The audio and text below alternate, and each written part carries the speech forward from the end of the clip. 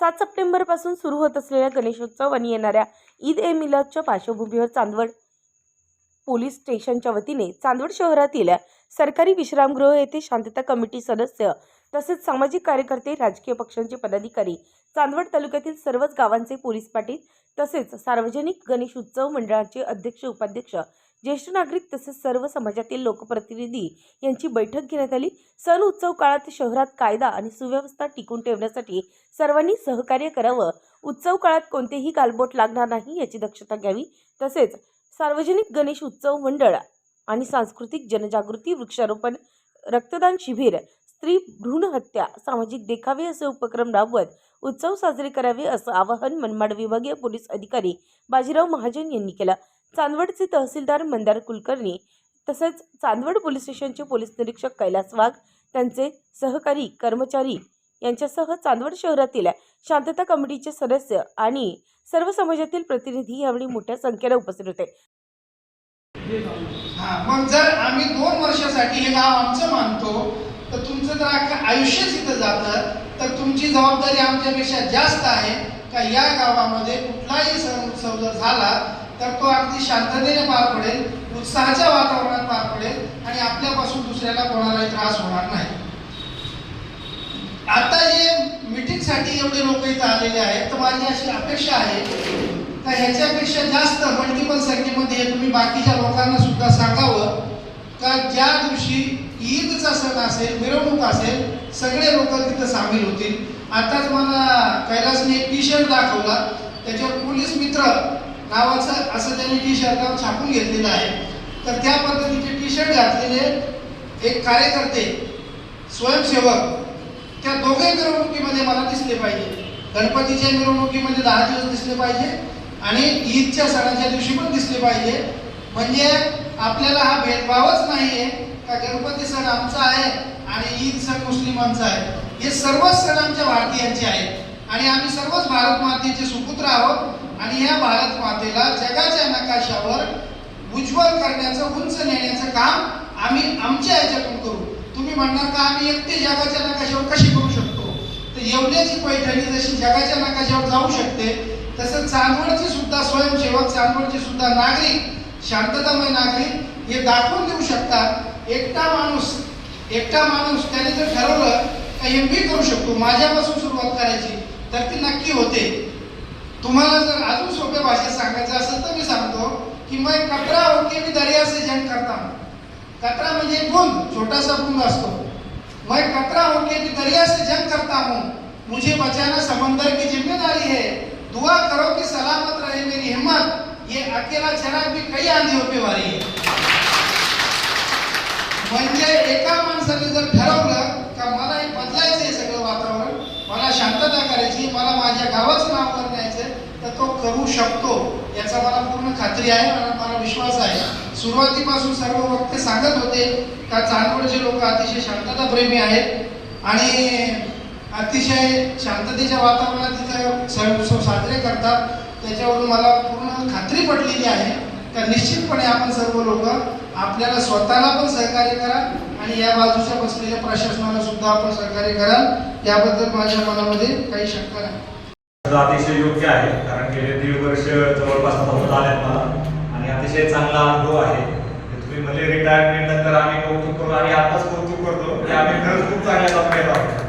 आता जो काही त्रास आहे किंवा इतर कुठल्याही ठिकाणी जेव्हा मला विचारतात की अरे तुला लॉ अँड ऑर्डरचा त्रास असेल, तुला असं असेल तसं असेल, मी म्हणतो मला काहीच त्रास नाहीये। ईद-ए-मिलाद असो, गणपती असो, दिवाळी असो किंवा काही असो, मी निवांत घरी बसलेला असतो म्हणलं। त्याच्यामुळं खरोखर ही कौतुकाची गोष्ट आहे की आपण सर्व सण अतिशय गुण्या गोविंदाने आणि शांततेने साजरे करतात आणि मुख्यतः आपल्या सणांचा उद्देश पण तोच आहे। सणांमध्ये जर भांडण मारामाऱ्या करायच्या असेल तर सण उत्सव साजरे करायला अर्थ राहणार नाही। समाजाने एकत्रित यावं याच्यासाठी सण उत्सव झालेले आहेत आणि आपण सगळे चांदवडकर ते अतिशय चांगलेपणाने फॉलो करत आहोत की अतिशय आनंदाची गोष्ट आहे प्रशासनासाठी पण आणि गावकऱ्यांसाठी पण। कारण कुठल्याही गावाची एखादी इमेज झाली की ती इमेज परत त्याच्या पहिल्या पातळीवर यायला 10 ते 20 वर्ष इतका कालावधी जातो आणि त्याच्यानंतर परत ते गाव एक चांगलं आहे असं म्हणायला लागतात लोक। आपल्याबद्दल असं काही आतापर्यंत झालेलं नाही आणि काही होणार पण नाही जोपर्यंत आपण सगळे एकत्र आहोत तोपर्यंत। गणेश उत्सव, ईद ए मिलाद वाटतं मागच्या वर्षी पण असंच एकत्र आले होते, यावर्षी एकत्रित आलेले आहेत. जो काही मुस्लिम समाजाच्या मुंबईतून महाराष्ट्रातून जो काही निर्णय होईल तो तुम्ही फॉलो करता. नाही फॉलो झाला तरी अडचण नाही आहे, प्रशासन पण सज्ज आहे आणि आपणही सगळे समजूतदार आहोत, त्याच्यामुळे आपण शांततेत ते साजरा करू. गणेशोत्सवाच्या बाबतीत काही महत्त्वाच्या सूचना आपण सर्वांनी मांडल्या.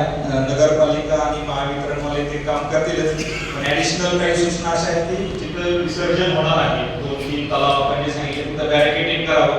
काही एक डेडलाईनच्या पुढे कुणी जाऊ नये याच्यासाठी 2 पद्धतीचं बॅरिकेडिंग करावं की लोकांना कळलं पाहिजे की याच्या पुढे जायचं नाही. तर लाईटची पुरेशी व्यवस्था करावी. शक्यतो सर्व विसर्जन संध्याकाळी या दरम्यान मिरवणुका सुरू होतात आणि रात्री उशिरापर्यंत चालतात. तिथं लाईटची शक्यता नाही, कारण सगळे तलाव आड आहेत आपल्या नेहमीच्या याच्यापेक्षा.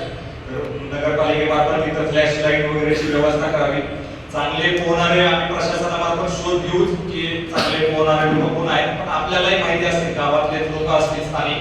आपण जर त्यांची नावं दिली तर आम्ही वेळे ऑफिस त्यांच्याशी संपर्क करून त्यांना पोलीस स्टेशन, तहसील ऑफिस, नगरपालिका अशा कुठल्यातरी ठिकाणी थांबवून ठेवू, जेणेकरून दुर्दैवाने अशी काही वेळ आली तर आपल्याला पटकन त्यांना तिथं नेता येईल. मग फोन लागत नाही, रेंज नसती, कोणीतरी बाहेर गेलेला असतो, अशा काही वेळ येणार आहे. 7-8 लोक आपण आम्हाला ज्या नावं द्यावे, आमच्याकडे जे काही नावं असतील आम्ही चेक करून घेतो, त्या लोकांना आम्ही तयार करतो. मिरवणूक मार्गावर खड्डे असतील तर ते नगरपालिकेने लवकरात लवकर जेणेकरून ती अडचण स्त्रीच्या याला येणार नाही. आणि मुख्य म्हणजे निर्माल्य गोळा करण्यासाठी एखादी वेगळी व्यवस्था आपण करावी. म्हणजे विसर्जनाच्या ठिकाणी पण निर्माल्य जमा होतं, ते पाण्यात तसंच टाकलं जातं, ते शक्यतो त्या पाण्यात जाणार नाही. आणि संपूर्ण 10 दिवसात निर्माल्य गोळा करण्यासाठी काहीतरी वेगळी व्यवस्था जर आपण केली. सर्वप्रथम मी आपले मनमाड उपविभागीय जे अधीक्षक तसेच तहसीलदार साहेब, NBC बोर्डाचे जाधव साहेब, तसेच आरोग्य विभागाचे अधिकारी व आपले चांदवड पोलीस निरीक्षक वाघ साहेब, सर्वप्रथम मी यांच्या मुस्लिम समाजाच्या वतीने आणि चांदवड गणपती उत्सव सार्वजनिक गणपती उत्सव समितीच्या वतीने मी यांचे हार्दिक स्वागत करतो. सर, योग असं झालं का 2 वर्षापासून आपले गणपती उत्सव आणि ईद मिलाद हे योगायोगाने परमेश्वराने हे दोघं सण 2 वर्षापासून एकत्र आणले. चांगली बाब आहे सर, पण भविष्य काळात आपल्या साहेबांनी बोलले का छोट्या छोट्या कारणावरून फेसबुक, व्हॉट्सअप या कारणावरून छोटे मोठे वाद होत असतात, पण प्रत्येक वेळेस वाघ साहेबांनी आम्हाला मार्गदर्शन करून आणि आपल्या गावातले आपले काही प्रतिष्ठित नागरिकांना बोलून आम्ही ते वाद तिथल्या तिथेच मिटवायचे प्रयत्न केलेले आहेत. सर, असं पाहिलं तर आमच्या गावात असा कोणताही प्रकार नाही आहे जेणेकरून आमच्या गावाचं नाव बदनाम होईल असा आजपर्यंतचा इतिहास आहे. काही गावात काही घडलेलं नाही. सर, आम्हाला एक सांगायचं आहे का जे ईद मिलादुन नबी जी आलेली म्हणजे मोहम्मद पैगंबर जयंती, ज्या हजरत मोहम्मद पैगंबरांनी आम्हाला पुऱ्या जगाला शांतीचा संदेश दिला, त्या मोहम्मद पैगंबरांची जयंती येत्या 16/9/2024 रोजी मोठ्या उत्साहात साजरी करण्यात ठरवली आहे.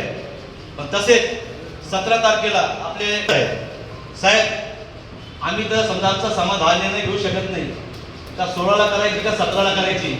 आमचे जे महाराष्ट्रभरचे जे उलेमा लोक आहे, आमचे जे मुफ्ती, आमचे समजा आम्ही तर निर्णय घेणार एवढं पण नाही. आम्हाला तिथून आदेश आल्यानंतर आम्ही ती पुढची तारीख ठरवू. तसेच जर समजा आम्हाला आदेश आले तर आम्ही करू, पूर्ण सहकार्य करू, त्या बाबतीत काही दुमत नाही आहे. पण आम्ही निर्णय घेणारे आम्ही नाही आहे सर. महाराष्ट्रातून आमचे उलेमा लोकांचे आम्हाला फोन येतील का कोणत्या तारखेला करायचं, 16 तारखेला करायचं का 17ला करायचं का 19ला करायचं. पण आमची जी तिथीप्रमाणे जी आमची तारीख आहे मोहम्मद पैगंबर जयंती ती 16 तारीख आहे. तरी आम्ही पुढच्या दृष्टिकोनातून जसं आम्हाला वरतून आदेश आले समाजाचे मौलवी लोकांचे त्या पद्धतीने आम्ही तुम्हाला करू. एवढं बोलून मी माझे 2 शब्द संपवतो. जय महाराष्ट्र. उत्तर महाराष्ट्र न्यूज नेटवर्कसाठी धनंजय पाटील, चांदवड.